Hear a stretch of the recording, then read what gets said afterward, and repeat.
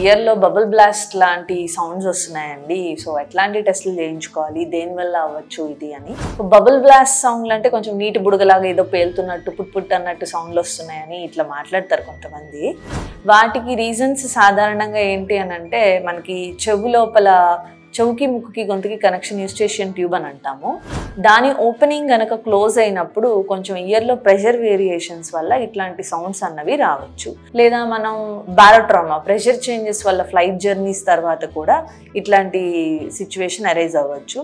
ఇంకొకటి కండిషన్ ఏంటి అని అంటే, మిడిల్ ఇయర్ మన ఇయర్ డ్రమ్ వెనకాతలో ఉండే భాగంలో ఫ్లూయిడ్ జమ అయినా కానీ ఇలా ఉండొచ్చు. లేదా టెంపరోమాండిబులర్ జాయింట్ అంటాం, మన దవడ ఎముకకి ప్లస్ మన చెవి ముందర ఉండే ఎముకకి మధ్య ఉన్న జాయింట్లో గనక ఏమైనా సమస్యలు ఉన్నప్పుడు కూడా ఒక్కొక్కసారి అక్కడ ఉండే సౌండ్లు ట్రాన్స్మిట్ అయ్యి మనకి చెవులో సౌండ్లు వచ్చినట్టు అనిపించవచ్చు.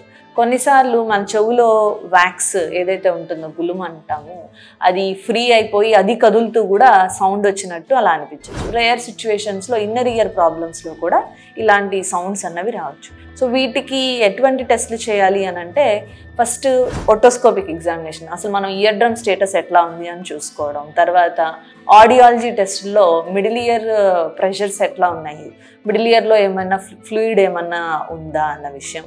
నెక్స్ట్ వినికిడి శక్తి ఎట్లా ఉంది. ఇంకా ఈ ఫైండింగ్స్ని బట్టి, ఇఫ్ నీడ్ని బట్టి మనం ఏంటంటే సిటీ టెంపోరల్ బోన్ కూడా చేయించుకోవాల్సి ఉంటుంది.